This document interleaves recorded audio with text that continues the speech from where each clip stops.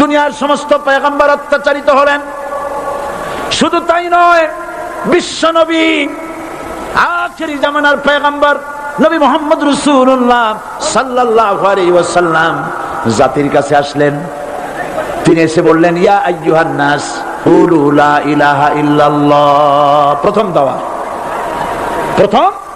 দাওয়া শুনছেন কথা? রাসূলুল্লাহ বলছেন, ও জাতি, আমার রাসূল তো মক্কার রাসূল না শুধু, মদিনার রাসূল না শুধু, আরবি ভাষা ভাষীদের রাসূল না শুধু, আমার নবী কি নবী? চিল্লায় বলেন।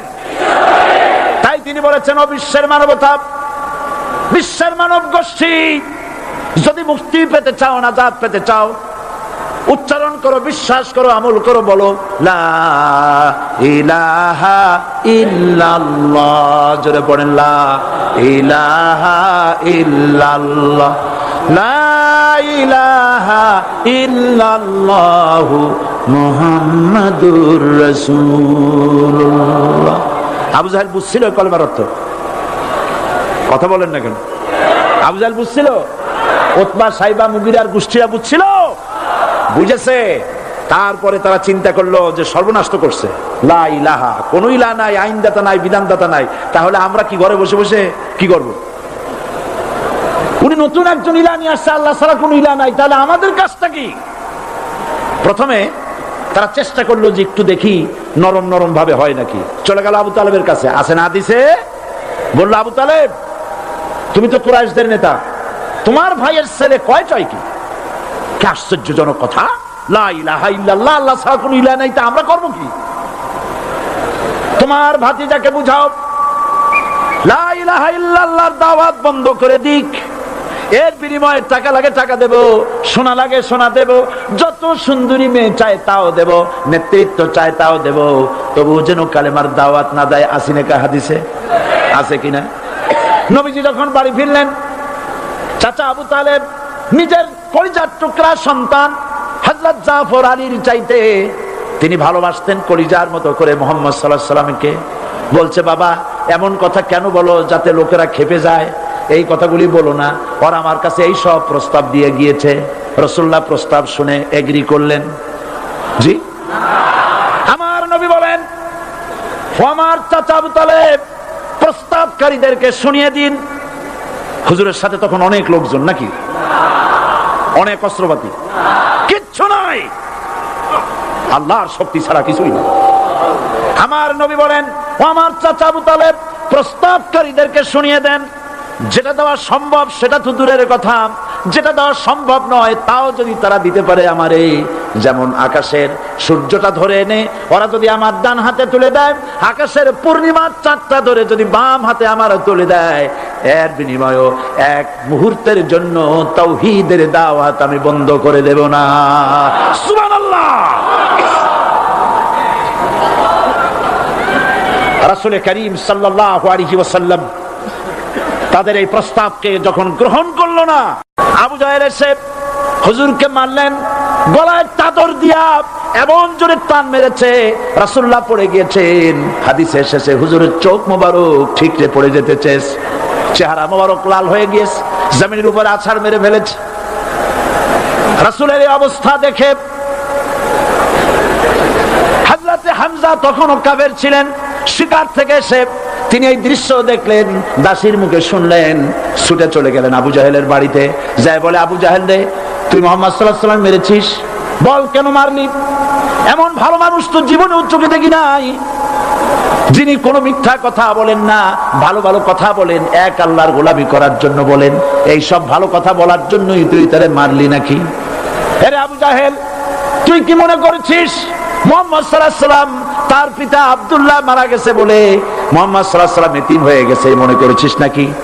জেনে রাখ, মুহাম্মদ সাল্লাল্লাহু আলাইহি ওয়াসাল্লামের পিতা আব্দুল্লাহ মারা গেছে, কিন্তু চাচা হামজা তো মরে যায় নাই।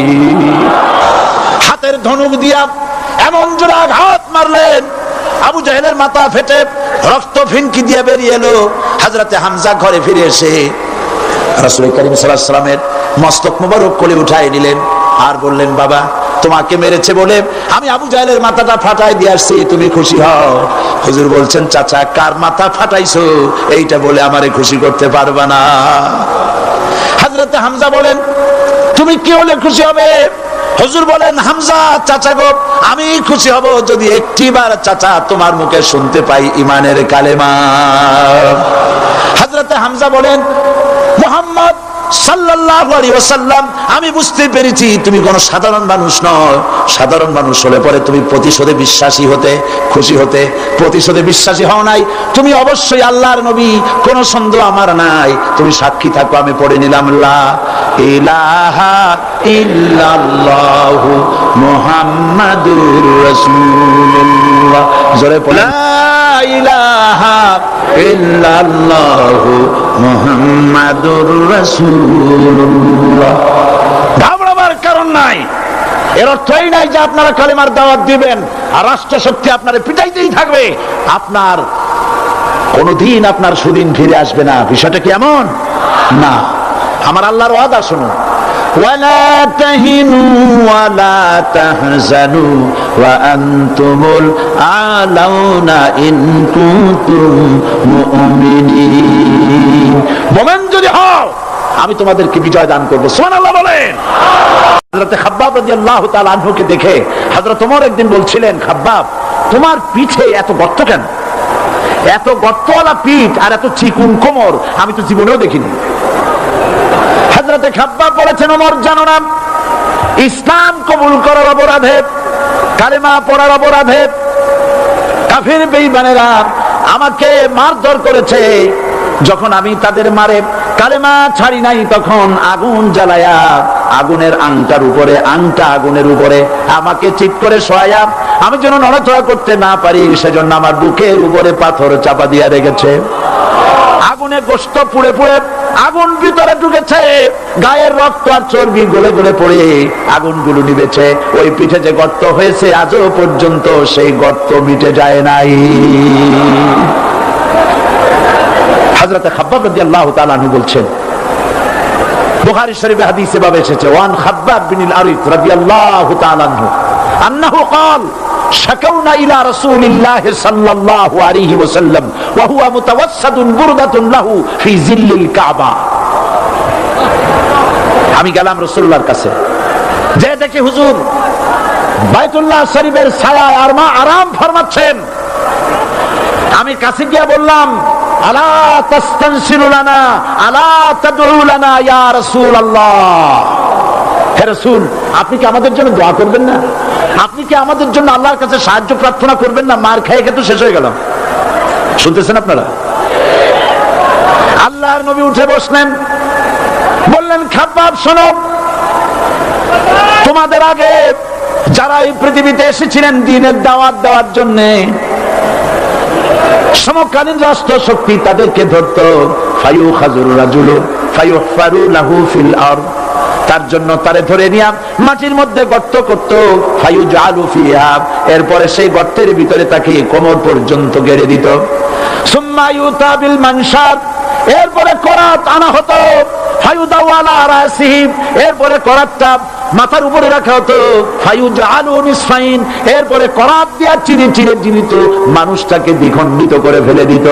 মা ইয়াসুদ্দুহু যালিকা আন দীনি, এত কষ্ট দেওয়ার পরেও, এত জুলুম করার পরেও দ্বীনের দায়ীদেরকে এক চুল পরিমাণ আল্লাহর রাস্তা থেকে তারা সরাই দিতে পারে নাই।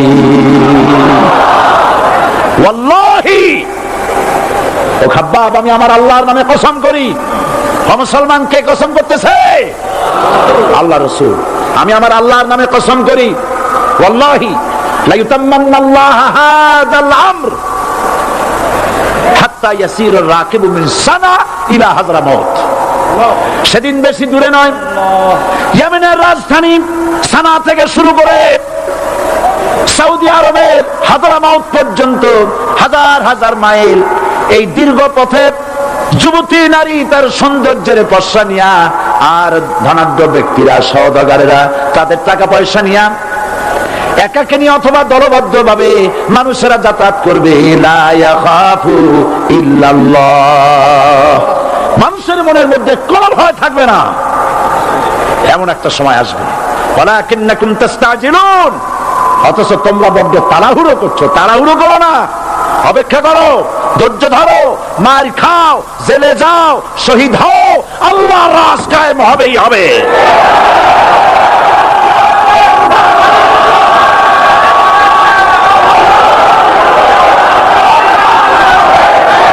বিল্ডিং থেকে শিক্ষা গ্রহণ করুন, বিল্ডিং ইমারত দালান থেকে শিক্ষা গ্রহণ করুন। এই যে তো দালান আছে না পাশে, দেখতে পাচ্ছেন?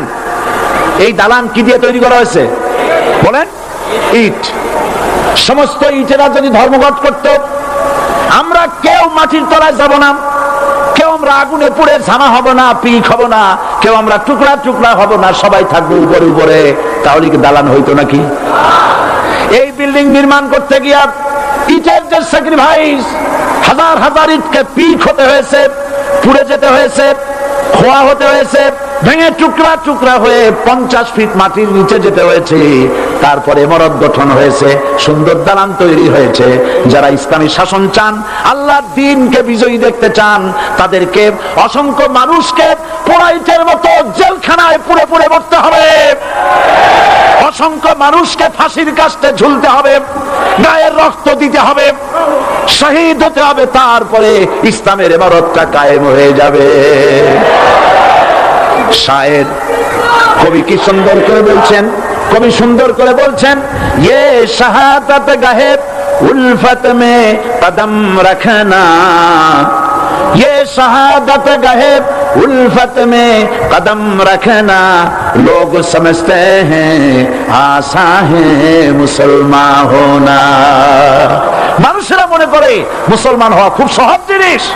না, মুসলমান হওয়ার অর্থ হলো শাহাদাতের ঈদগাহে শামিল হয়ে যাওয়া।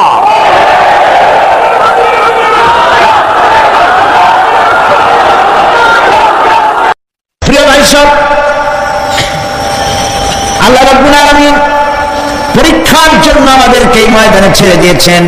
প্রশ্ন কি হবে আল্লাহ সব বলে দিয়েছেন। প্রশ্ন কি হবে? তোমার যৌবন, এ ব্যাপারে প্রশ্ন করা হবে। কোন পথে ইনকাম করেছো প্রশ্ন করা হবে, কোন পথে খরচ করেছো প্রশ্ন করা হবে। দ্বীনের ইলম যতটুকু হাসিল করেছিলে তার কতটুকু নিজে পালন করেছো, আর দ্বীনের দাওয়াত কতটুকু মানুষের কাছে পৌঁছায়ছো, প্রত্যেকটি ব্যাপারে কিয়ামতে আল্লাহর কাছে জবাব দিতে হবে।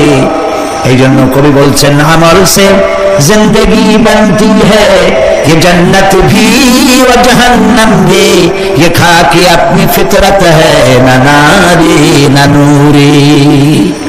মানুষের জীবন আমল দিয়ে গঠন হয়, আমল দিয়ে জীবন গড়ে, নইলে এই মাটির তৈরি দেহ জান্নাত আর জাহান্নামের কিছু দিয়ে তৈরি হয় নাই। আপনি ইচ্ছে করলে দেহটাকে জাহান্নামের জন্য উপযোগী করতে পারেন, ইচ্ছে করলে দেহটাকে জান্নাতের জন্য উপযোগী করতে পারেন। এটি আপনার ইখতিয়ারে আল্লাহ দিয়েছেন, আপনাকে বাধ্য করা হয় নাই যে সেজদা না দিলে ফেরেশতা এসে ঘাড়ের উপরে পিটাবে, সুর ধূর সেনা করলে পরে ঠ্যাং পিটায় ভেঙে দেওয়া হবে না। আপনি বাধ্য নন, আপনি সম্মানিত জীব, আল্লাহ সম্মানিত প্রাণী আল্লাহ পাকের, সেই জন্য মানুষকে বাধ্য করা হয় নাই। অটোনোমাস বডি, অটোনমি দেওয়া হয়েছে, আপনাকে স্বাধিকার দেওয়া হয়েছে। চন্দ্র সূর্যের ব্যাপারে স্বাধিকার দেওয়া হয় নাই। রাত এখন 7:35, সূর্যের বাপেরও ক্ষমতা নাই বাংলাদেশে এখন উঁকি মারে, ঠিক কিনা? সে এখন আমেরিকায় রোদ দিচ্ছে, তাপ দিচ্ছে আমেরিকায়। ওকে নির্ধারণ করা হয়েছে যেভাবে সেইভাবেই করতে হবে। পানি বলেন, পাহাড় বলেন, পাখি বলেন, চন্দ্র বলেন, গ্রহ বলেন, নক্ষত্র বলেন, সব জিনিস বাই হুক অ্যান্ড ক্রুক আল্লাহর হুকুম মানতে বাধ্য। কোরআনে কারীম আল্লাহ পাক বলেছেন, আফা গায়রা দীনিল্লাহি ইয়াবগুন ওয়া লাহু আসলামা মান ফিস সামাওয়াতি ওয়াল আরদি তাওয়ান ওয়া কারহা। আল্লাহর দেওয়া জীবন ব্যবস্থা ছেড়ে দিয়ে তোমরা কি অন্য কোনো মতবাদ তালাশ করো? ওয়া লাহু আসলামা মান ফিস সামাওয়াতি ওয়াল আরদ, অথচ আকাশে যা আছে জমিনে যা আছে সব আনুগত্যের মস্তক আমার সামনে অবনত করে দিয়েছে। সুবহানাল্লাহ। মানুষকে আল্লাহ পাক ইখতিয়ার দিয়েছেন, ইচ্ছে করলে মাহফিলে আসতে পারেন, ইচ্ছে করলে সিনেমাও দেখতে পারবেন, অসুবিধা নেই। অসুবিধার জন্য কিয়ামত, ওখানে হিসাব হবে। এখানে আপনি সূর্য চন্দ্র ফেরেশতা, ফেরেশতারও কোনো মাজাল নাই, কোনো ইখতিয়ার নাই আল্লাহর হুকুমের বাইরে কিছু করে। আল্লাহ যা করতে বলেছেন তাই করতে হবে, এর বাইরে এক চুলও নড়তে পারবে না। কিন্তু মানুষেরা করতে পারবে। মানুষ ইচ্ছে করলে নামাজ রোজা ছাড়তে পারে, ইচ্ছে করলে আল্লাহর অমান্য করতে পারে। এটা তার বিচারের জায়গা না, এটা হলো পরীক্ষার জায়গা। এটা কিসের জায়গা? পরীক্ষার জায়গা। এখানে আপনি কামাই করলে ওখানে কিছু পাবেন, এখানে কামাই না করলে কিছু পাবেন না। আরো সোজা করে বলি, কোন কৃষক, যে কৃষক আষাঢ় মাসে শ্রাবণ মাসে জমিন চাষ করে না, পৌষ মাসে তার গোলায় ধান আসবে? কথা বুঝেন নাকি বুঝেন না? পৌষ মাসে গোলা ধান আসবে? কোনো পাগলও বলবে না যে তুমি তো চাষই করো নাই, তুমি জমিনে, তোমার জমিনের ফসল তোমার ঘরে আসবে কেন? কাজে এই দুনিয়ার পরীক্ষা দিলে এখানে রেজাল্ট হয়, এখানে গাছ লাগাইলে এখানে ফল দেয়। কিন্তু মানুষের জন্য আল্লাহ পাক যে আমল তৈরি করেছেন, পরীক্ষা নেবেন, সেই পরীক্ষার রেজাল্ট এখানে হবে না। পরীক্ষার রেজাল্ট আউট হবে কোথায়? আখিরাত। বলেন সবাই, কোথায় হবে পরীক্ষার রেজাল্ট আউট হবে? কোথায়? আখিরাত। এখানে আপনি যা কামাই করবেন এখানে রিটার্ন দেওয়া হবে না। এখানে যা কামাই করবেন সমস্ত কামাই 700 গুণ বর্ধিত আকারে কিয়ামতে আল্লাহ আপনার হাতে ধরাই দিবেন। আল্লাহর ওয়াদা কখনো মিথ্যা হয়? মিথ্যা হয় রাজনৈতিক দলের নেতারা, এই জাতীয় লোকেরা যারা মঞ্চে আসে। তো দুনিয়ার ময়দানে আপনি যা কামাই করবেন এখানে রেজাল্ট আউট হবে, এখানে আপনি পাবেন ফল, এখানে পাবেন। যা করবেন, এখানে গাছ লাগাবেন, ফল লাগাবেন, এখানে পাবেন। আর আল্লাহর জন্য যেটা করবেন সেটার ফল, সেটার রেজাল্ট কিয়ামতে বাইর হবে। সুবহানাল্লাহ। এখানে পরীক্ষা দিয়ে যদি কেউ ফেল করে, ম্যাট্রিক পরীক্ষা দিয়ে ফেল করেছে, ফাজিল পরীক্ষা দিয়ে ফেল করেছে, আবার পরীক্ষা দিয়ে পাস করার সুযোগ আছে, আবারও ফেল করেছে, আবারও পরীক্ষা দিয়ে পাস করার সুযোগ আছে। 10 বার যদি ফেল করে আরো 10 বার পরীক্ষা দিয়ে পাস করার সুযোগ আছে। কিন্তু কিয়ামতের দিন আল্লাহ রাব্বুল আলামিনের জীবনের পরীক্ষায় কোনো মানুষ যদি আল্লাহর আদালতে ফেল করে বসে একবার, দ্বিতীয়বার পরীক্ষা দেওয়ার আর কোনো সুযোগ নাই। এই পৃথিবীতে যদি কেউ নিম্ন আদালতের মামলায় হেরে যায়, জজ কোর্টে করবে, যদি হেরে যায় হাইকোর্টে করবে, হেরে গেলে আপিল করবে সুপ্রিম কোর্টে, সুপ্রিম কোর্টেও যদি হেরে যায় তাহলে প্রেসিডেন্টের কাছে আপিল করবে। সুযোগ আছে কয়েকবার। কিন্তু কিয়ামতের দিন জীবনের আদালতে কোনো মানুষ যদি একবার ফেল করে বসে, জীবনের মামলায় যদি একবার হেরে যায়, দ্বিতীয়বার আপিল করার আর কোনো জায়গা নাই। সে আখিরাতে রেজাল্ট আউট হবে। আমরা সব মরে যাব, আমরা সব কি হব? সব মরে যাব। আল্লাহ পাক আমাদেরকে উঠাবেন। আমরা মানুষকে কবরে রাখার সময় আমরা কি বলি? মিনহা খালাকনাকুম, জানেন না? পড়েন, মিনহা খালাকনাকুম ওয়া ফিহা নুঈদুকুম ওয়া মিনহা নুখরিজুকুম তারাতান উখরা। এই মাটি দিয়ে তোমাকে তৈরি করা হয়েছিল, এই মাটির মধ্যে রেখে গেলাম, এর থেকে আবার তোমাকে উত্থিত করা হবে। কে বলতেছেন কথা? আল্লাহ পাক বলছেন, আল্লাহ তাআলা বলছেন। কি নিষ্ঠুর এই পৃথিবী! ভেবে দেখেছেন কি একবারও কি ভেবে দেখেছেন এই পৃথিবী কত নিষ্ঠুর? এই সন্তান সন্ততি সব একটি মোহ, একটি মায়া, একটি মহব্বত, একটি প্রতারণা। যে বইয়ের জন্য হারাম ইনকাম করেছেন, যে সন্তানদের জন্য হারাম ইনকাম করেছেন, জান দিলেন, রক্ত দিলেন, জীবন দিলেন, সারা রাত কষ্ট করেছেন, দৌড়দৌড়ি করেছেন, যখন মরে গেলেন যে বাচ্চাটা আপনি করে না নিলে কলিজা ঠান্ডা হয় না, সেই বাচ্চা বলবে, মাকে বলবে, মা বাপের লাশ যে রুমে আছে আমার সেখানে নিও না, আমার ভয় করে। ঠিক কিনা? স্ত্রীও আরো দু একজন লোক না হলে লাশের ঘরে থাকতে পারবে না, তারও ভয় করবে। থাকলে বড় জোর মা থাকতে পারে, বাপ থাকতে পারে। যাকে বিবাহ করার পর অনেক সন্তান আছে, মা বাপকে সবে দেখতে পারে না, বল কথা মতো মায়ের সাথে কথা বলা বন্ধ করে দেয়। হয়তো কুমিল্লা এরকম নাও থাকতে পারে, বইতে নালিশ করছে, মায়ের সাথে কথা কয়। আবার বলে এই বুড়িটা মরে না কেন? নাউযুবিল্লাহ, নাউযুবিল্লাহ। বুড়িটাকে মরার কথা বলতেছো তুমি? তোমার ছোট্টবেলায় যখন তোমার টাইফয়েড হয়েছিল, অসুখ করেছিল, গরিব বাবা, বাড়িতে ল্যাপ নাই, খাতা নাই, তোষক নাই, সেই জায়গায় মা তার কাপড় বিছায় দিয়া, বুকের উপরে নিজের শরীরের উষ্ণতা দিয়া বাঁচায় রাখার চেষ্টা করেছে, নিজে না খেয়ে খাওয়াইছে, অসুখ সারে না। মা ওই মুমূর্ষ বাচ্চার স্নানে তার মাথার কাছে বসে তাহাজ্জুদের নামাজ পড়ে কোরআন শরীফ তেলাওয়াত করে, চোখ দিয়া পানি পড়ে আর বলতে থাকে, রব্বুল আলামিন আমার জীবনটারে দিয়ে আমার কলিজার টুকরা সন্তানটারে বাঁচাইয়া দাও। যেই মা নিজের জীবন দিয়া সন্তান বাঁচাইতে চাইল, সেই সন্তান আজকে বউ পাইয়া মাকে ভুলে যায়, মায়ের সাথে খারাপ ব্যবহার করে। আল্লাহ রাব্বুল আলামিন বলেছেন, মা বাবার সঙ্গে খারাপ ব্যবহার করো না, ভালোবাসায় কথা বলো।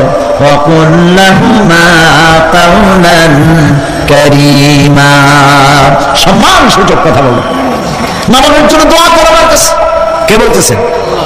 আল্লাহ তাআলা বলছেন দোয়া করো আমার কাছে এই ভাষায়, রব্বিরহামহুমা কামা রাব্বায়ানি সাগীরা। পড়েন সবাই, রব্বিরহামহুমা কামা রাব্বায়ানি সাগীরা। আয় আমার রব, আমার মা বাপ যেমনি ছোটবেলায় আমাকে অত্যন্ত যত্ন করে লালন পালন করেছে, আল্লাহ তাআলা তুমি দয়া করে আমার মা বাপকে তোমার রহমতের করে লালন পালন করো। সুবহানাল্লাহ। প্রত্যেক নামাজের পর সকলে এই দোয়া করবেন, মনে থাকবে? মনে থাকবে? প্রিয় ভাই সব, সেই কিয়ামতের মাঠে আমাদেরকে উঠতে হবে, আল্লাহর দরবারে উঠতে হবে। সেই সময় আমাদেরকে কেউ উপকার করবে না। يوم لا ينفع مال ولا بنون, সম্পদ আর সন্তান সন্ততি কোনো কাজে লাগবে না। মা তার সন্তানকে চিনবে না, সন্তান তার মাকে চিনবে না, বাপ তার সন্তানকে চিনবে না, কেউ কাউকে পরিচয় দিবে না। কি মারাত্মক অবস্থা! মানুষ চরম অসহায় হয়ে যাবে। চতুর্দিকে ফেরেশতারা আনাগোনা, সূর্য মাত্র 1 হাত উপরে, প্রচন্ড তাপ নিয়ে সূর্য অবস্থান নেবে, মাথার চামড়ি ফেটে গিয়ে গুনাহগারের মাথার মগজ গলে গলে পড়তে থাকবে।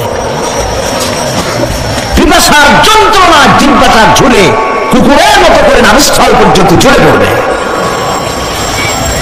কেউ উপকার করবে না, কেউ জিজ্ঞাসা। অনেক লোক আছে পীরের কাছে মুরিদ হয় আর মনে করে পীর সাহেব পারে কিয়ামতে সুপারিশ করবে। অসম্ভব। আয়াতুল কুরসির মধ্যে আমরা পড়ি, মান যাল্লাযী ইয়াশফাউ ইনদাহু ইল্লা বিইজনিহি। কে আছে এমন?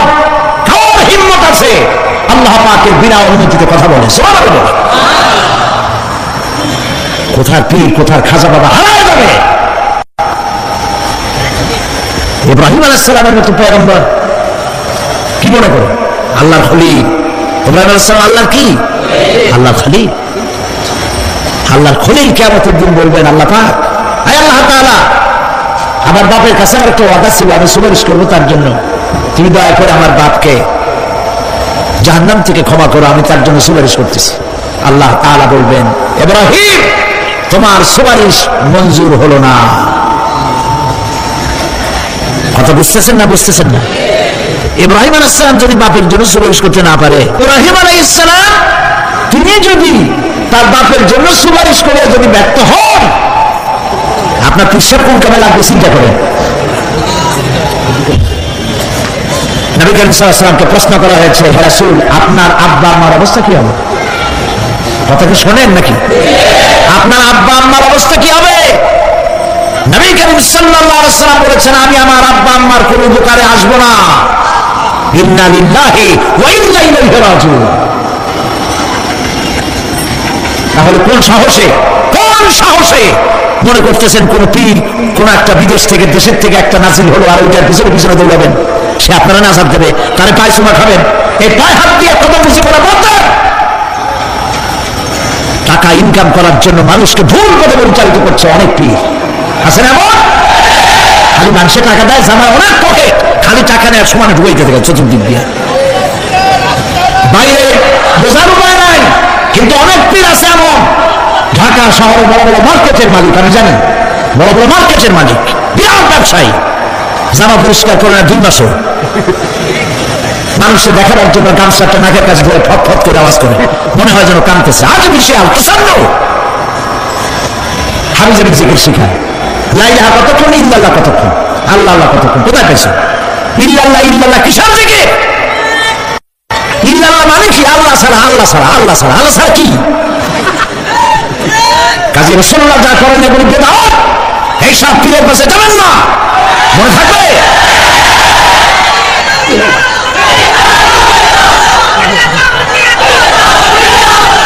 প্রিয় ভাই সব, কিয়ামতের দিন আপনার আমল, একমাত্র আমল আপনাকে বাঁচাতে পারবে।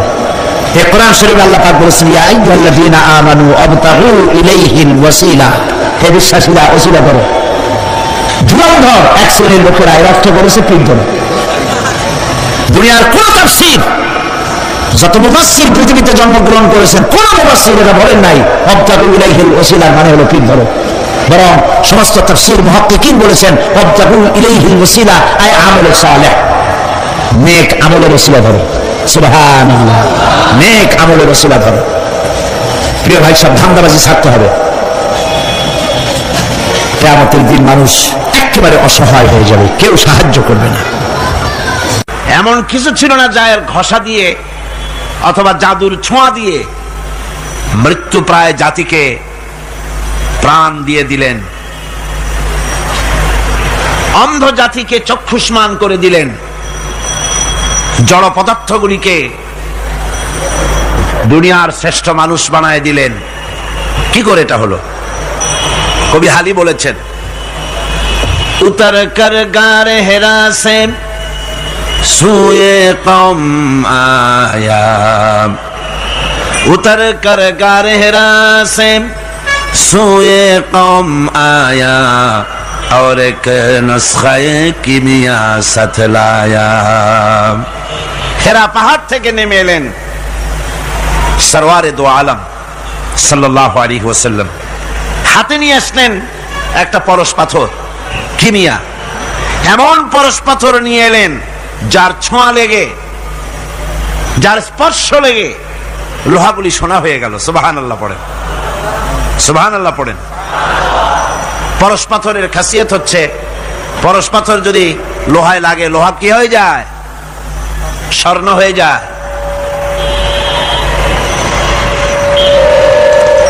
কত বড় জাহিল হলে পরে আল্লাহ নবী হত্যা করতে আসতে পারে।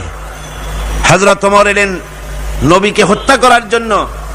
সেই হযরতে ওমর এই ওহির জ্ঞানের সংস্পর্শে আসার সাথে সাথে আল্লাহ পাক তার মর্যাদা এত বাড়ালেন, নবীজি বললেন আমার পরে তো কেউ নবী হবে না, যদি কেউ হতো অবশ্যই ওমর নবী হয়ে যেতেন। সুবহানাল্লাহ বিহামদিহি।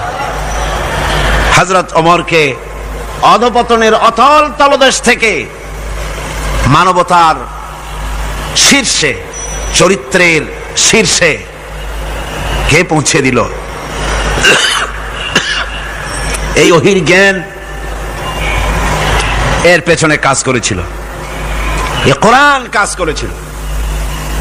বন্ধুগণ, আজ পৃথিবীর মানুষেরা কলেজে, বিশ্ববিদ্যালয়, মাদ্রাসায় সিলেবাসের অনেক বই পড়ে। সিলেবাসের এত বই পড়ার পর চরিত্র কি হল? মানুষকে কি দিতে পারলো? আপনারা আমাকে বলেন, বর্তমান শিক্ষা ব্যবস্থা, কলেজগুলি, বিশ্ববিদ্যালয়গুলি, পৃথিবীর যে কোনো বিশ্ববিদ্যালয়গুলি পৃথিবীর মানুষকে কি দিল? অধিকাংশ ক্ষেত্রে জনগণকে উপহার দিয়েছে সন্ত্রাস, দিয়েছে হাইজ্যাক, দিয়েছে লুটেরা, দিয়েছে ডাকাত, দিয়েছে জেনাকার, দিয়েছে মদখোর। সব যে তাই হয়েছে তা নয়, কিন্তু বেশিরভাগ ক্ষেত্রে শিক্ষাঙ্গন থেকে এগুলি উৎপাদন হচ্ছে। আর সাহাবায়ে কেরাম রিদওয়ানুল্লাহ তাআলা আলাইহিম আজমাইন, তাদের সিলেবাসে মাত্র কিতাব ছিল 2 খানা। তাদের সিলেবাসে কিতাব ছিল কয়খান? মাত্র 2 খানা কিতাব। এই 2 খানা কিতাবের, সিলেবাসের 2 খানা কিতাব দিয়ে বিশ্বের শ্রেষ্ঠ মানুষে তারা পরিণত হয়েছিলেন। তার একখানা ছিল কিতাবুল্লাহ, আল্লাহর কোরআন, আর একখানা ছিল কি হাদিস, রাসূলের সুন্নাহ। সিলেবাসের মাত্র 2খানা কিতাব পড়ার পর এই জাতির চরিত্র কোথা থেকে কোথায় চলে গেল। যারা ছিল চোর ডাকাত তারা সম্পদের পাহারাদার হলো, যারা ছিল নারীর সতীত্বের জম তারা নারীর সতীত্বের পাহারাদার হলো, যারা মানুষের রক্ত মাংস নিয়ে খেলা করত তারা জনগণের রক্ত এবং সম্পদ ইজ্জতের নিরাপত্তার মুহাফেজ হয়ে গেল। এই যে বিরাট পরিবর্তন আসলো, এই পরিবর্তন আনয়নের পেছনে সবচাইতে বড় ভূমিকা ছিল কোরআনের। সবচাইতে বড় ভূমিকা কার? আল্লাহ রাব্বুল আলামিন বলেছেন আলিফ লাম রা কিতাবুন আনজালনাহু ইলাইকা লিতুখরিজান নাসা মিনাজ যুলুমাতি ইলান নূর। আলিফ লাম রা কিতাবুন আনজালনাহু ইলাইকা, হে নবী আমি আপনার প্রতি একখানা কিতাব অবতীর্ণ করলাম। এটা এমন একখানা কিতাব যা দিয়ে আপনি লিতুখরিজান নাসা মিনাজ যুলুমাতি ইলান নূর, মানব মণ্ডলীকে অন্ধকার সমূহ থেকে পঞ্জীভূত জমাট বাঁধা অন্ধকার সমূহ থেকে মানুষগুলিকে আলোর দিকে নিয়ে আসবেন, এই জন্য কোরআন দিলাম। কোরআন এসেছে মানুষকে অন্ধকার থেকে আলোর দিকে টেনে আনার জন্য। অন্ধকার সমূহ এর অর্থ হচ্ছে পৃথিবীতে মানুষের তৈরি করা যত মতবাদ আছে সব হলো অন্ধকার, আর আলো হচ্ছে ইসলাম। আলো কি? সবাই বলেন আলো কি? ইসলাম। রাসূল করিম সাল্লাল্লাহু আলাইহি ওয়াসাল্লাম এই কোরআন দিয়েই মৃত্যুপ্রায় জাতিটাকে পৃথিবীর শ্রেষ্ঠ জাত বানায় দিলেন।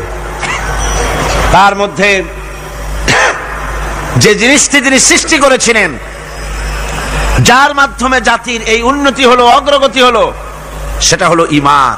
সে জিনিসটা কি ছিল? আরো জোরে বলেন, সেটা কি ছিল? ঈমান, বিশ্বাস।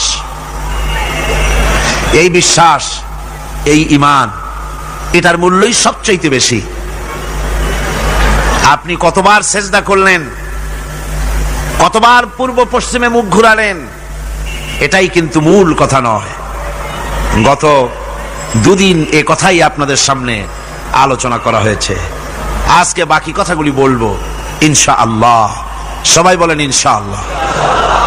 একটু জোরে সোরে জিকির করেন লা ইলাহা ইল্লাল্লাহ, লা ইলাহা।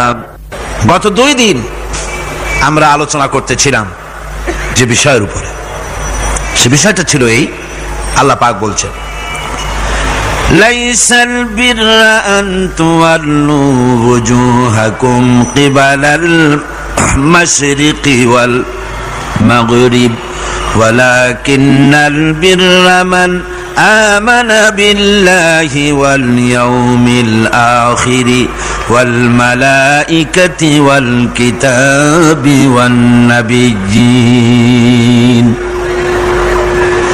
লাইসাল বিররা আন তুওয়াল্লু ওয়ুজুহাকুম, পূর্ব পশ্চিমে মুখ ঘোরানো, তোমাদের চেহারাটা পূর্ব পশ্চিমে ঘোরানো, এটাই প্রকৃতপক্ষের কোনো কল্যাণমূলক কাজ নয়। আসল নেক কাজ হচ্ছে মান আমানা বিল্লাহ, যে ব্যক্তি আল্লাহর প্রতি ঈমান এনেছে। এই ঈমান বিল্লাহর উপরেই আমরা কথা বলতেছিলাম আপনাদের সামনে। প্রথম দিন আলোচনা করেছিলাম ঈমানের পরিচয়, মনে আছে আপনাদের? মনে নাই? প্রথম দিন আলোচনা করেছিলাম ঈমানের পরিচয়। আর গতকাল কি করেছি?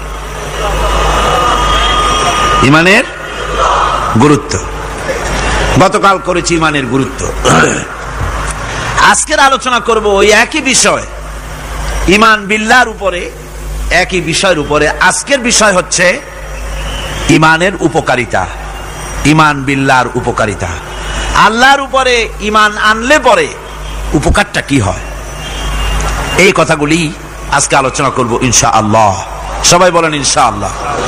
আমা তৌফিকি ইল্লা বিল্লাহ, সুবহানাকা লা ইলমা লানা ইল্লা মা আল্লামতানা। এই পৃথিবীতে মানুষ কোন সময় নিজেকে অনেক বড় মনে করে, আবার কোন সময় নিজেকে অত্যন্ত হীন নীচ মনে করে। যখন নিজেকে বড় মনে করে তখন তো কেউ কেউ বলেই বসে আনা রব্বুকুমুল আলা মান আসাদ্দু মিন্না কুওয়া, আমার চাইতে শক্তি আর কার আছে, আমার চাইতে শক্তিশালী আর কে হতে পারে, আর আমি হচ্ছি তোমাদের বড় প্রভু, এরকম বলে। আবার কখনো নিচে নামতে নামতে এত নিচে নামে, গাছ পাথর সাপ সিংহ বাঘ শিয়াল বিড়াল এগুলির সামনে মাথা নত করে। এখন এ মানুষের আসল পজিশনটা কি, মূল পজিশন কি? ঈমান তাকে পজিশন শিখায়। ঈমানের প্রথম উপকারিতা যেটা, সেটা হলো তার মধ্যে আত্মসম্ভ্রম, শখসিয়ত, পার্সোনালিটি সৃষ্টি করে দেয়, আত্মমর্যাদার উন্মেষ ঘটিয়ে দেয়। আল্লাহর প্রতি ঈমান মানুষকে দীনতা থেকে, হীনতা থেকে, নীচতা থেকে উদ্ধার করে মর্যাদার উচ্চ শিখরে আরোহণ করিয়ে দেয়। সে অন্যের নিকটে হাত পাতত, সে গাছের সামনে মাথা নত করত, সে পাথরের সামনে মাথা নত করত, সাপকে ভয় পেত, সাপকে পূজা করত। কিন্তু যখন এই মানুষটি আল্লাহর উপরে ঈমান আনলো, যখন এই মানুষ পড়ল লা ইলাহা ইল্লাল্লাহু মুহাম্মাদুর রাসূলুল্লাহ, জোরে পড়েন না, লা, মাইকটা আমার কানে আওয়াজ আসে না, একটু জোরে আওয়াজ হচ্ছে, সেই জন্য আমার অসুবিধা হচ্ছে। এমন হওয়া উচিত যাতে আমি শুনতে পাই। এই কালেমা যখন পড়ল তখন সে নিজেকে চিনতে পারলো, সে বুঝতে পারলো যে আমি যাদের সামনে মাথা নত করি, যাদের সামনে আনুগত্য করি, এগুলি তো আবার আর একজনের গোলাম। আল্লাহ রাব্বুল আলামিন কোরআনে কারীমের মধ্যে বলেছেন ইয়াবতাগুনা ইলা রাব্বিহিমুল ওয়াসিলা। আল্লাহ পাক বলেন যারা নাকি মানুষগুলি যার সামনে মাথা নত করে, যাদেরকে প্রভু বলে, দেবতা বলে, উচ্চ শক্তি সম্পন্ন মনে করে, যাদের পেছনে ঘুরে যাদের কাছে হাত পাতে, তারাই তো আবার আল্লাহর কাছে যাওয়ার জন্য ওসিলা তালাশ করে। সুতরাং তার ভুল ভেঙে যায়, সে তখন দেখতে পায়, সে তখন বুঝতে পারে যে একজন এমন শক্তি আছে, একমাত্র তার কাছেই মাথা নত করতে হয়, আর কারো কাছে করা যায় না। কোরআনে কারীম বলছে ইন্নাল্লাযীনা তাদউনা মিন দুনিল্লাহি ইবাদুন আমসালুকুম, আমি আল্লাহকে বাদ দিয়ে তোমরা যার অনুসরণ করো, আমি আল্লাহকে বাদ দিয়ে তোমরা যাকে ডাকো নিজের হাজাত পুরা করার জন্য, নিজের উদ্দেশ্য পুরা করার জন্য, মনস্কামনা পূর্ণ করার জন্য, আমি আল্লাহরে বাদ দিয়ে যাদের ডাকো, ওরা তোমার মতো আমার গোলাম। তুমি যেমন আমার গোলাম, ওটাও আমার গোলাম। তুমি সূর্যের পূজা করো, সূর্য তো আমার গোলাম। তুমি চাঁদের পূজা করো, চাঁদ তো আমার গোলাম। তুমি তো গরু পূজা করো, গরু আমার সৃষ্টি। তুমি তো মাটি দিয়া তৈরি করা মূর্তি বানাইয়া পূজা করো, মাটি তো আমার বানানো। তুমি কাঠ দিয়া পাথর দিয়া মূর্তি বানাও, এগুলির সামনে মাথা নত করো, ওগুলি তো আমার কাঠ আমার পাথর সব আমার। আর আমার গোলামগুলির সামনে তুমি নিজে গোলামি করার জন্য মাথা পেতে দাও, ওই গোলাম তোমার কোনো উপকার করতে পারবে না। সুতরাং আত্মমর্যাদা সৃষ্টি হয়ে যায়, শখসিয়ত পয়দা হয়, পার্সোনালিটির সৃষ্টি হয়। ঈমানের এটা সবচাইতে বড় উপকার। মানুষ হীনতা থেকে, নীচতা থেকে তাকে ঊর্ধ্বে উঠায় আনা হয়। মানুষ দেখতে পায়, যদি চোখ থাকে, যদি আকল থাকে, তাহলে দেখতে পায় যেগুলির সামনে তারা মাথা নত করে, ওগুলি নিজেরও কোনো উপকার করতে পারে না, অন্যকে উপকার করা তো দূরের কথা, অপরের উপকারও সে করতে পারে না। একবার আল্লাহ নবীর কাছে এক মুশরিক এসেছিলেন। একজন মুশরিক এসেছে একটা ভাঙ্গা মূর্তি নিয়ে, একটা ভাঙ্গা মূর্তি নিয়ে এসেছে। হুজুর বললেন তোমার মূর্তি ভাঙ্গা কেন? লোকটি বলল হুজুর এটা হচ্ছে আমার খোদা, এইটারে নিয়ে আমি সব সময় থাকি, যাতে সব রকমের বিপদ থেকে আমি বাঁচতে পারি। পথিমধ্যে আমার পেশাব পায়খানার হাজত হলো। এই মূর্তিকে আমি রাস্তায় দাঁড় করায় রেখে চলে গেলাম। পেশাব পায়খানার কাজ শেষ করে এসে দেখি, যারে আমি খোদা বলি, যে আমার যে বিপদ দিয়ে বাঁচাবে, তার মাথা থেকে পা পর্যন্ত একদম ভিজা। ভাবলাম নিশ্চয়ই কোন বরকতের পানি ছাড়া আর কি হতে পারে।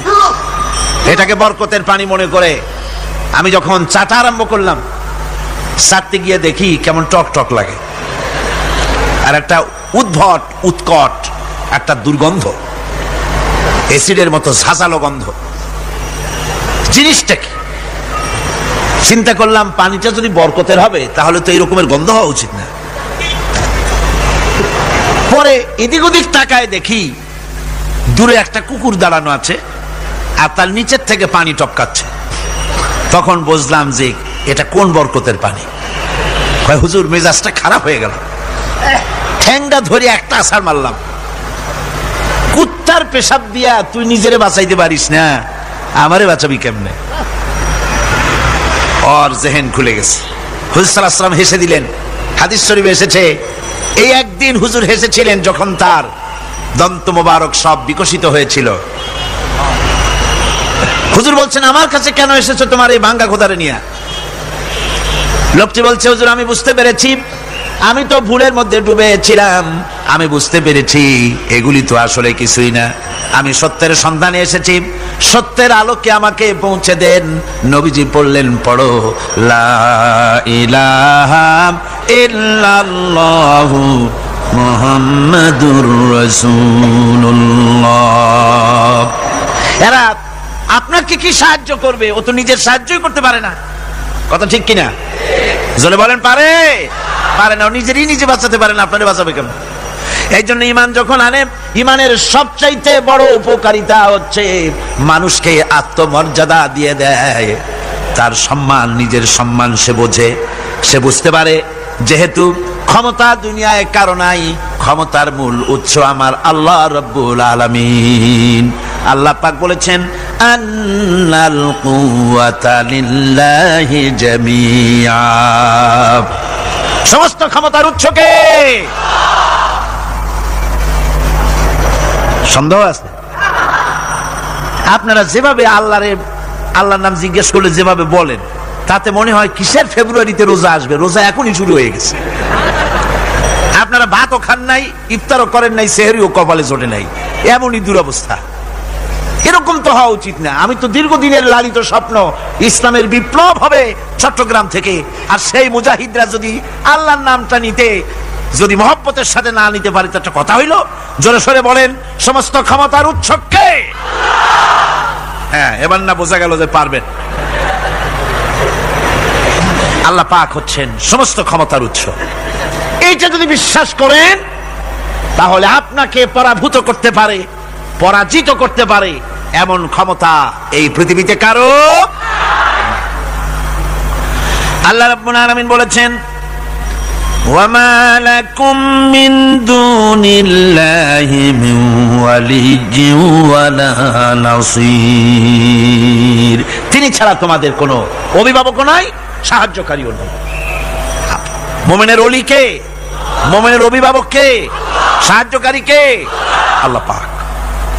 আমার বন্ধুগণ, সুতরাং পার্সোনালিটি তৈরি হবে ইমানের সবচাইতে বড় উপকারিতা। প্রথম উপকারিতা হচ্ছে এই, মানুষকে ব্যক্তিত্ব সম্পন্ন করে দেয়। সে কাউকে ভয় করে না, সকলে তারই ভয় পায়। কয় সুবহানাল্লাহ। আল্লাহ রাব্বুল আলামিন বলেন, ওয়াইন ইয়ামসাসকাল্লাহু বিদুররিন ফালা কাশিফা লাহু ইল্লা হুয়া ওয়া ইউরিদিকা বিখাইরিন ফালা রাদ্দা লিফাদলি। আল্লাহ পাক বলছেন, আল্লাহ রাব্বুল আলামিন তোমাকে যদি কোনো বিপদ দেন, এই বিপদ থেকে তোমাকে কেউ মুক্ত করতে পারবে না, কেউ বাঁচায় দিতে পারবে না। আল্লাহ যদি তোমার জন্য বিপদ রেখে দিয়া থাকেন, এই বিপদ থেকে বাঁচাবার ক্ষমতা কারো নাই। আর আল্লাহ যদি তোমাকে কোনো কল্যাণ দিতে চান, তাহলে সেই কল্যাণ প্রতিহত করতে পারে, সে কল্যাণের পথে বাধা দিতে পারে। আকাশে জমিনে এমন কেউ নাই। সুবহানাল্লাহ পড়ে। কাজে শক্তি তো সবটাই আল্লাহ রাব্বুল আলামিনের, ক্ষমতা সবটা কার? আল্লাহ সুবহানাহু ওয়া তাআলা। কল্যাণও করেন তিনি, আর অকল্যাণ যদি করেন সে অকল্যাণ থেকে বাঁচবার উপায় নাই। কল্যাণ যদি করতে চান ঠেকাবারও কারো উপায়। মুমিন ব্যক্তির আত্মমর্যাদা এভাবে বেড়ে যায় ইমানের কারণে। এতটা ইমানের কারণে তার আত্মমর্যাদাটা এত বেড়ে যায় যে সে হক কথা বলতে গিয়া রিজেকের চিন্তা করে না, চাকরির চিন্তা করে না। হক কথাটা যদি বলি, আমি সরকারি চাকরি করি, হক কথা বললে পরে চাকরি থাকবে না। ইমামতি করি, হক কথা বললে পরে চাকরি থাকবে না। এই জাতীয় হীনমন্যতা তার মনের ভিতরে জায়গা পাবে না। যেহেতু কোরআন তারে শিখাইছে, কিসের ভয়? রিস্কের চিন্তা করো। রিস্কের চিন্তা করার কোনো দরকার নাই। কোরআন তোমাকে বলে দিয়েছে, ঈমান এনেছো তুমি যার উপরে, ইন্নাল্লাহা হুয়ার রাজ্জাকু যুল কুওয়াতিল মাতিন। নিশ্চিতভাবে আল্লাহই হচ্ছেন মহান রিজেক দাতা। নিরঙ্কুশ ভাবে রিজেকের চাবিকাঠি তারই হাতে। তা আমার রিজেক যদি আল্লাহর হাতে হয়, এটা যদি বিশ্বাস করি, তাহলে মেম্বারের উপরে দাঁড়িয়ে হক কথাটা বলতে ভয় পাই কেন? চাকরি করি, হক কথাটা বলতে পারি না কেন? সরকারের কাছে আমার রিজেক নয়, সেক্রেটারির কাছে, মুতাওয়াল্লির কাছে আমার রিজেক নয়। আমার খাদ্য কার কাছে? আমার রিজেক কার কাছে? এটা হলো সবচেয়ে বড় ভয়।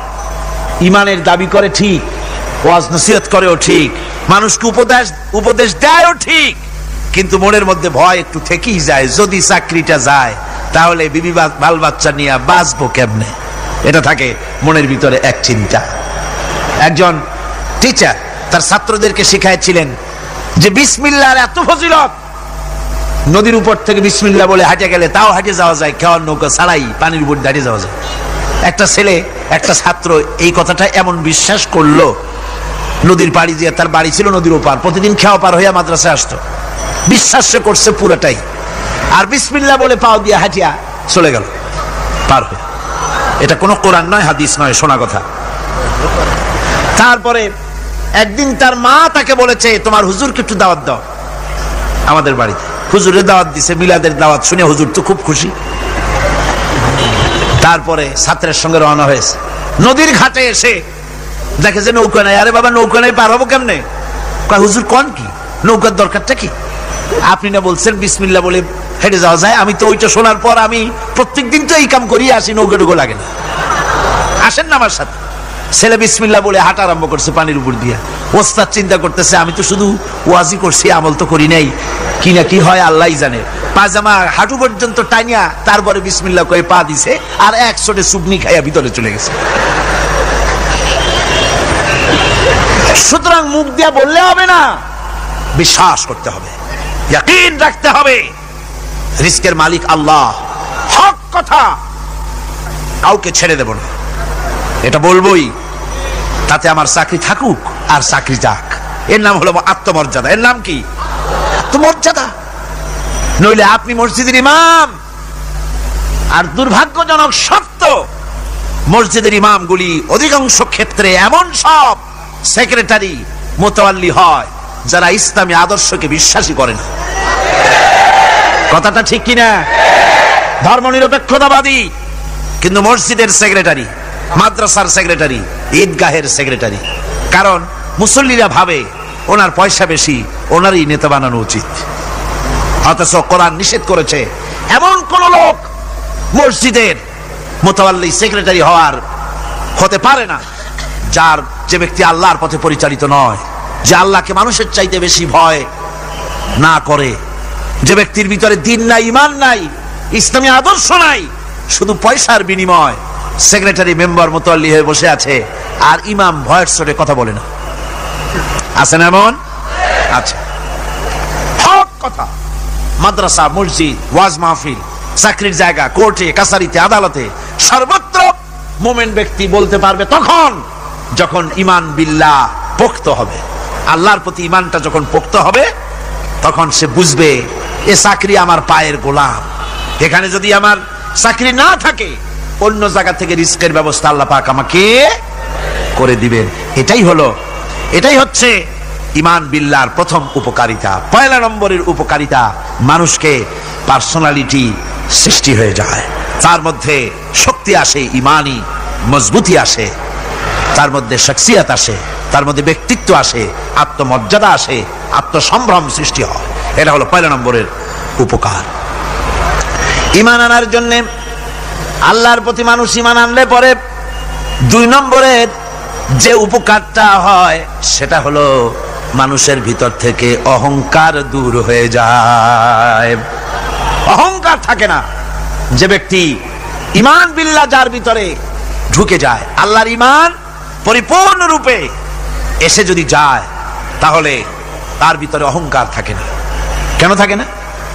অহংকার থাকে না এই জন্য, যেহেতু মুমিন ব্যক্তি জানে আল্লাহ রাব্বুল আলামিন জানে, আল্লাহ রাব্বুল আলামিনের সামনে বান্দা জানে, কথা বুঝতে পারে, কোরআন পড়ে জানে যে আমি আল্লাহর সামনে সম্পূর্ণ অসহায়। অসহায় যে যার কিচ্ছু নাই, সে কি অহংকার করতে পারে? অর্থ নাই, বিত্ত নাই, কিছু নাই, সে কি অহংকার করে? অহংকার কারা করে? অহংকার করে যাদের অর্থ আছে, বিত্ত আছে, শিক্ষা আছে, বিদ্যা আছে, স্বাস্থ্য আছে, জমি আছে, জমা আছে, বাড়ি আছে, কল আছে, কারখানা আছে, গাড়ি আছে, এরাই না অহংকার করে। কিন্তু ঈমান বিল্লাহ যখন আসি, তখন সে বুঝতে পারে আমার শক্তি কোনো শক্তি নয়।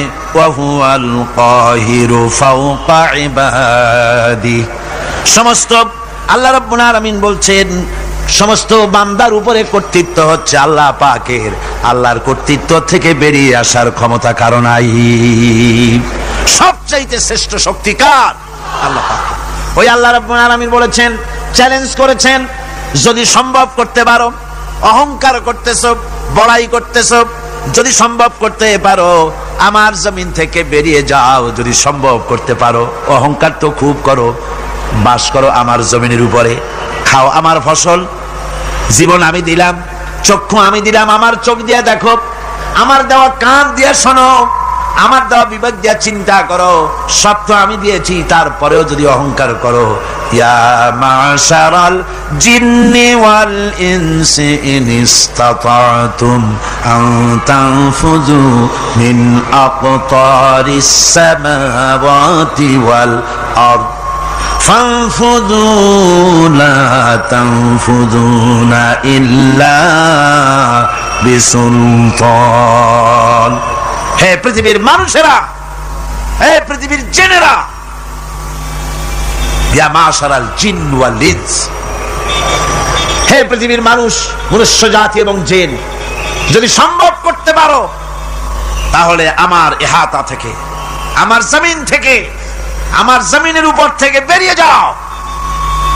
এমন দেশে যাও যেখানে আমার সূর্য নাই, যেখানে আমার চন্দ্র নাই, যেখানে আমার আলো নাই, যেখানে আমার বাতাস নাই, অক্সিজেন নাই, আমার পানি নাই, এমন কোন জায়গা যদি পাও বেরিয়ে চলে যাও। যাওয়া যাবে? আর যারা জবাব দিলেন না তারা পারবেন বুঝি? যাওয়া যাবে। আল্লাহ পাক বলছেন ফানফুযু লা তানফুযুনা ইল্লা বিসুলতান। আমার রাজত্ব থেকে, আমার ইহাতা থেকে, আমার পরিমণ্ডল থেকে, আমার কর্তৃত্ব থেকে বেরিয়ে যাওয়ার কোনো পথ নাই। কেউ বেরিয়ে যেতে পারবে না। আকাশ দিয়ে, জমিন দিয়ে পরিবেষ্টন করে রেখেছি, পালাবার উপায় নাই, ভাগবার জায়গা নাই। এই কথা মুমিন যখন পড়ে আস্তে করে মাথা নিচু হয়ে আসে, আমি কত দুর্বল আমার মহান আল্লাহর সামনে। সুবহানাল্লাহ। এই জন্য আমি বলি, কিসের বড়াই করবেন? কিসের বড়াই? বিদ্যার বড়াই। কতটা বিদ্যা অর্জন করেছেন? কতটুকু শিখেছেন? আপনার থেকে আরো অনেক শিক্ষাবিদ রয়েছেন, আবার তার থেকে আরো অনেক শিক্ষাবিদ রয়েছেন, কতটুকু শিখেছেন?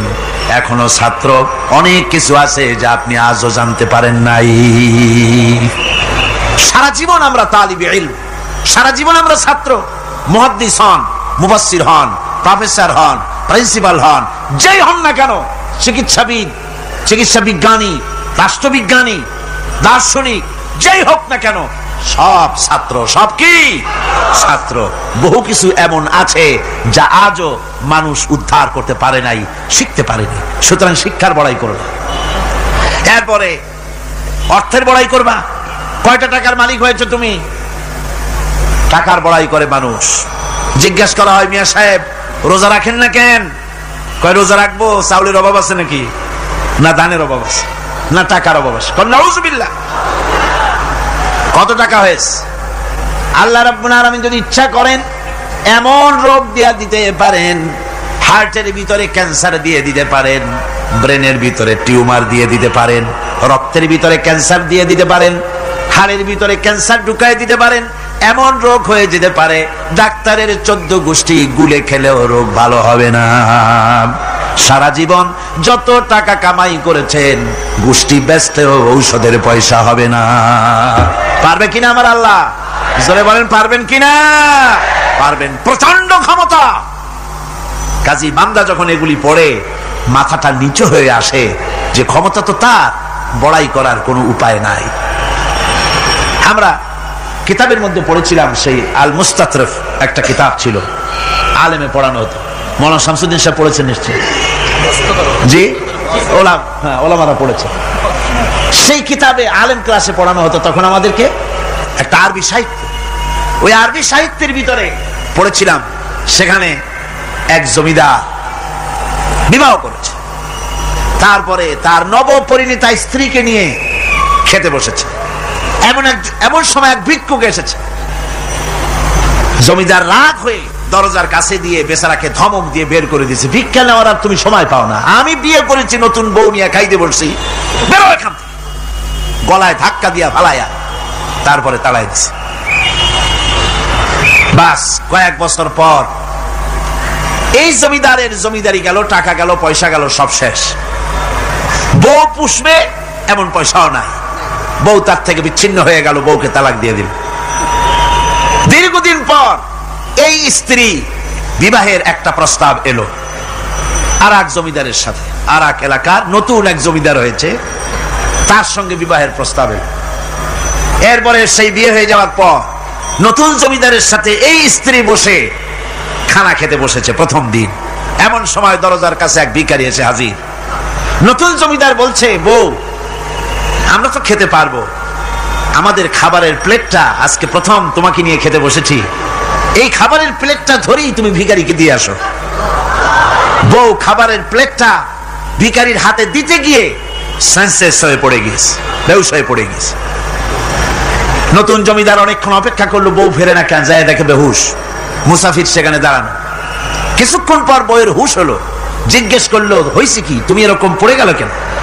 এই মুসাফিরকে দেখে বউ বলতেছে, আল্লাহর কসম, তুমি যখন আমাকে প্লেট ভরা খাবার দিয়ে পাঠাই দিলা ভিক্ষুককে দেওয়ার জন্য, যারে ভিক্ষা দিতে গেলাম, আল্লাহর কসম করে বলি, এ হচ্ছে আমার সেই প্রথম স্বামী। এবার ওই জমিদার বলতেছে, তুমি যেমন কসম করে বলতেছো এই হলো তোমার প্রথম স্বামী, আমিও আমার আল্লাহর নামে কসম করে বলি, আমিও সেই ভিখারি যেদিন তোমরা খেতে বসেছিলে আর আমি ভিক্ষা নিতে গিয়েছিলাম, আমাকে দরজা থেকে তাড়াই দিয়েছিলে। সুতরাং বড়াই করো না অর্থের, টাকার বড়াই করো না, অহংকার করো না। স্বাস্থ্যের বড়াই করো না, স্বাস্থ্য ভালো, অহংকার করো না। আল্লাহ যদি ইচ্ছে করেন এক রাত্রের মধ্যে মাত্র আধা ঘন্টা 15 মিনিটের ভিতরে কয়েকবার পাতলা দাস্ত দিয়া জনমের মতো শেষ করে দিতে পারেন। পারেন কিনা? সুতরাং মানুষ ঈমান বিল্লাহ, আল্লাহর প্রতি ঈমান মানুষকে এভাবে বিনয়ী করে দেয়। কোন আলহামদুলিল্লাহ। অহংকার বলে কিচ্ছু থাকে না তার, সে আগে সালাম দেয়। ঈমান বিল্লাহ, যার মধ্যে ঈমান, আল্লাহর ঈমান ঢুকে যায়, তার আগে কেউ সালাম দিতে পারে না। রাসূলুল্লাহ বলেছেন, যে ব্যক্তি আগে সালাম দেয় সে অহংকার মুক্ত। জোরে বল সুবহানাল্লাহ। এখন তো সালাম শুধু পেতে চায়। দারোগা চিন্তা করে, পুলিশের আমারে সালাম দেবে, আমি ওরে সালাম দিতে যাবো কেন? ও প্রত্যেকদিন আমারে দেয় স্যালুট, আমি দেবো সালাম, একটা কথা। এসপি মনে করে ইন্সপেক্টর আমারে সালাম দিবে, আইজি মনে করে এসপিরা আমারে সালাম দিবে, প্রেসিডেন্ট মনে করে মন্ত্রীরা আমারে সালাম দিবে, হুজুররা মনে করে মুরিদরা আমারে আগে সালাম দিবে। না, এটা সুন্নাতের খেলাফ। রাসূলুল্লাহর আগে কেউ সালাম দিতে পারে নাই। জোরে কোন সুবহানাল্লাহ। আগে সালাম দাও।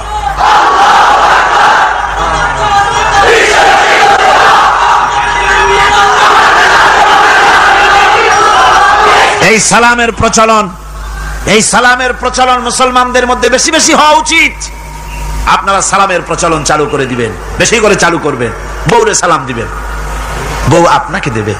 ঘরের মধ্যে ঢুকবেন, ঢুকেই বলবেন আসসালামু আলাইকুম ওয়া রাহমাতুল্লাহি ওয়া বারাকাতুহু। বাইরে থেকে গেছেন, ঘরে ঢুকেই প্রথম সালাম দেন, বউ সালামের জবাব দেবে, বউ আপনাকে দেবে। বাচ্চাদের সালাম দেন, বাচ্চারা আপনাকে দিবে। এরকম সালামের প্রচলন চালু করেন। রাসূলুল্লাহ বলেছেন, মানে একটা গাছের আড়ালে এই সালাম হলো, লোকটা গাছের আড়ালে চলে গেছে, আবার দেখা হয়েছে, আবার সালাম দেয়। এখন এই সালাম কমে গেছে, এখন সালামের পরিবর্তে অনেক কিছু হয়েছে। সালাম দেয়, তার জবাবও দেয় না। যদি বলে কেউ গরিব মানুষ সালাম দিয়েছে বড় লোক করে, আসসালামু আলাইকুম, ওয়ালাইকুম আসসালাম বলতে চায় না, একটু মাথা নাড়ে। তারপরে জিজ্ঞেস করে, স্যার কেমন আছেন? এই যাচ্ছে, কেটে যাচ্ছে। কি কেটে যাচ্ছে? তোমার কল্লা? আলহামদুলিল্লাহ বলতে পারো না? অধিকাংশ ক্ষেত্রে যদি জিজ্ঞেস করেন কেমন আছেন, এই যাচ্ছে, কেটে যাচ্ছে। আপনার যত অসুখ হোক আগে বলেন আলহামদুলিল্লাহ, তারপরে অসুখের কথা বলেন। আপনার যদি কোনো অসুবিধা থাকে আগে আলহামদুলিল্লাহ কন, তারপরে অসুখের কথা কন। হযরত সুফিয়ান সাউরি রাহমাতুল্লাহ আলাইহি আল্লাহর একজন জবরদস্ত ওলি ছিলেন। একবার তার সামনে এক মুরিদ এসেছে, মাথায় একটা বড় রুমাল খিসা বান্দা। জিজ্ঞেস করলেন, মিয়া তোমার এই মাথাটা এরকম বান্দা কেন? কয় যে হুজুর মাথার যন্ত্রণায় অস্থির হয়ে গেছি, সেই জন্য মাথাটা বাঁধে রাখছি। এরকম ব্যথা কয়দিন হয়েছে? কয় যে না, সবসময় হয় না, বছরে 2-1 বার হইলেও পারে, না হইলেও পারে। বলে বছরে 2-1 বার মাথা ব্যথা হয়, সেই ব্যথাটা দড়ি দিয়া বাঙ্গা মানুষকে দেখাইলা যে আমার ব্যথা হয়েছে, অসুবিধাটা দেখালে, আর যতদিন ভালো ছিলে ওইটার প্রমাণ স্বরূপ মাথায় কি বাঙ্গা মানুষকে দেখাইছো। সুতরাং শুকরিয়া আদায় করো সব সময়। আলহামদুলিল্লাহ আলা কুল্লি হাল, সব অবস্থায় আমি ভালো আছি, আমার থেকে আরো অনেক খারাপ আছে। সুতরাং সালামের প্রচলন তারাই করে বেশি যারা বিনয়ী হয়। অহংকার যাদের মধ্যে জায়গা পায় না। অহংকার পাবে কি করে? বান্দা কোরআন থেকে জেনেছে, ওয়াল্লাহুল গানিয়্যু ওয়া আনতুমুল ফুকারা। আল্লাহ রাব্বুল আলামিন বলেন, তোমরা হলে সবাই ফকির, তোমরা হলে সব মুকাবিক্কি, আর একমাত্র আল্লাহ রাব্বুল আলামিন বেনিয়াজ। আল্লাহই শুধু বেনিয়াজ, আর সব কি মুকাবিক্কি কার কাছে? আল্লাহর কাছে। এই জন্য বিনয়ী হতে হবে। এই যে জমিনটা বাস করি, জমিনটা কার? চিল্লায় কোন কার? লিল্লাহি মা ফিস সামাওয়াতি ওয়া মা ফিল আরদ। আকাশ ও তার, জমিনও তার। এই কথা যদি জানা থাকে, বিশ্বাস থাকে, তাহলে সেই ব্যক্তি অহংকার করতে পারে না, সে বিনয়ী হয়। ইমান বিল্লাহ তাকে বিনয়ী বানায় দেয়। আর বিনয়ী মানুষ, নিরহংকার মানুষই আল্লাহর কাছে বেশি পছন্দ। এই ইমান তার ভিতরে এই কথা জাগ্রত করে দেয়। আমি যদি একটা গাড়ির মালিক হয়ে থাকি, আমি যদি একটা বাড়ির মালিক হয়ে থাকি, আমি যদি স্ত্রী পুত্র সন্তান পেয়ে থাকি, আমি যদি মন্ত্রী হয়ে থাকি, আমি যদি কিছু পেয়ে থাকি, আমার হাতের কামাই দ্বারা পাই নাই। আল্লাহ শিখাই দিচ্ছেন, ওয়ামা বিকুম বিনি'মাতিন ফামিনাল্লাহ। যত নেয়ামত তোমরা পেয়েছো সব আল্লাহ রাব্বুল আলামিন দিয়েছেন। জোরে বলেন সুবহানাল্লাহ। দাতাকে ভুলে যেও না, আল্লাহর কাছে বিনয়ী হও। সমস্ত নিয়ামত একমাত্র তিনি দিয়েছেন। ঈমান বিল্লাহর দ্বারা মানুষের এই গুণ সৃষ্টি হয়, এই উপকার হয় মানুষের, যে সে বিনয়ী হয়ে যায়। আল্লাহ পাক কোরআনে কারীমের মধ্যে আরো বলেন, ওয়ালা তামশি ফিল আরদি মারহান ইন্নাকা লান তাখরিকাল আরদা ওয়ালান তাবলুগাল জিবালা তুলা।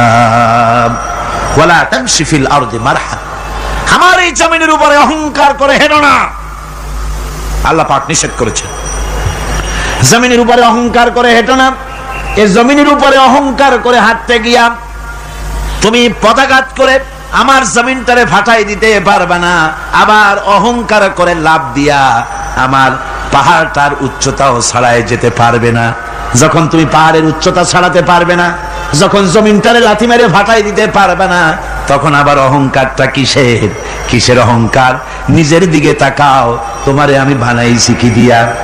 তোমার পেটের মধ্যে কি, তোমার শরীরের মধ্যে কি? মলমূত্র দিয়ে পেটটা ভরা, আর দুনিয়ায় এসেছো এক ফোঁটা নাপাক পানি দিয়ে। যে নাপাক পানি ফোঁটা শরীর থেকে বেরিয়ে গেলে পরে গোসল ওয়াজিব হয়ে যায়, ফরজ হয়ে যায়, এমন একটা নাপাক পানি যার জন্মের উৎস, তার তো অহংকার করার শোভা পায় না। অহংকার করবেন কেবলমাত্র কে? চিল্লায় বলেন কে? হাদিসে কুদসির ভিতরে এসেছে, আল্লাহ পাক বলেছেন অহংকার হচ্ছে আমার ইজার, অহংকার হচ্ছে আমার চাদর। যে ব্যক্তি অহংকার করে সেজন্য আমি আল্লাহর চাদর নিয়ে টানাটানি করে। জোরে কর নাউজুবিল্লাহ, চিল্লায় কর নাউজুবিল্লাহ।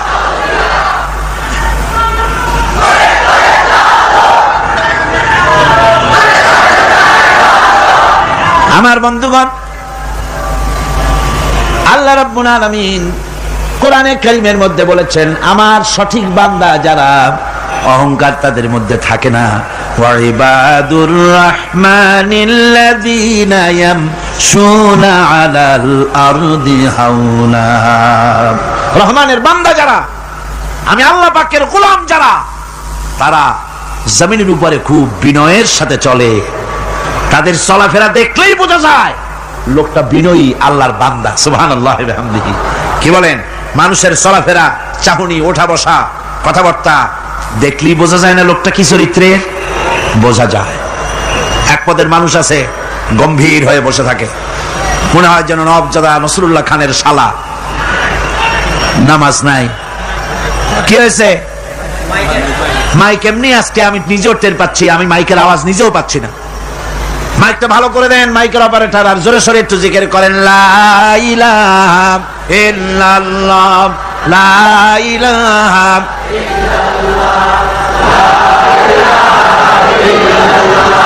লা ইলাহা।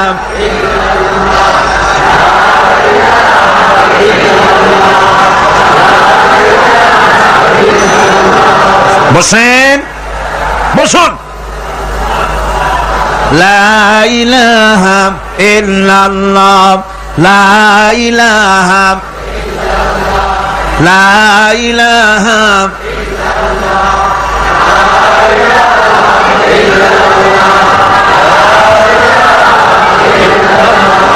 লা ইলাহা ইল্লাল্লাহ মুহাম্মাদুর রাসূলুল্লাহ। বন্ধুগণ, আল্লাহর প্রতি ঈমান আনলে পরে যে গুণ সৃষ্টি হয়, যে গুণাবলী সৃষ্টি হয়, সেই গুণের মধ্যে 2 নম্বরের গুণটা আমি বললাম, বিনয় এবং বিনম্রতা সৃষ্টি হয়, অহংকার মুক্ত হয়ে যায়। এটা হলো 2 নম্বরের উপকার। প্রথম নম্বরের উপকার হচ্ছে মর্যাদা সৃষ্টি হয়। 2 নম্বরে কি হয়? অহংকার মুক্ত হয়ে যায়। আল্লাহ রাব্বুল আলামিনের উপর ঈমান আনলে পরে, ঈমান বিল্লাহ যখন এসে যায় ভিতরে, আল্লাহর প্রতি যখন ঈমান পরিপূর্ণতা লাভ করে, তখন তার 3 নম্বরের উপকার যেটা হয় সেটা হলো সে নির্ভীক হয়ে যায়, তার মধ্যে বীরত্বের সৃষ্টি হয়। জোরে বলেন আলহামদুলিল্লাহ। ঈমানদার লোক কোনোদিন কাপুরুষ হয় না। ঈমানদার লোক কাপুরুষ হয় না, বীর পুরুষ হয়। আর পৃথিবীতে কাপুরুষরা কোনো ইতিহাস সৃষ্টি করতে পারে না। বীর পুরুষ জীবনে মরে একবার, আর কাপুরুষ মরে জীবনে বারবার। পাতিশিয়ালের ডাক শুনে চিতই পড়ে। ট্রাকের টায়ার পাংচার হয়েছে, আওয়াজ শুনে হার্ট ফেল করে। এই হলো যারা নাকি ঈমানের দিক থেকে দুর্বল, তাদের এই অবস্থা। আর ঈমানদার যারা, তারা বোমার আওয়াজ শুনে পালায় না, বরং আহত সিংহের মতো আওয়াজ যেদিকে হয়েছে সেদিকে ছোটে গিয়ে দেখে তার কোনো ভাই আহত হয়েছে কিনা। এটা হলো ঈমান বিল্লাহর 3য় গুণ, 3য় উপকার। আল্লাহর প্রতি ঈমান আনলে পরে মানুষ নির্ভীক হয়ে যায়।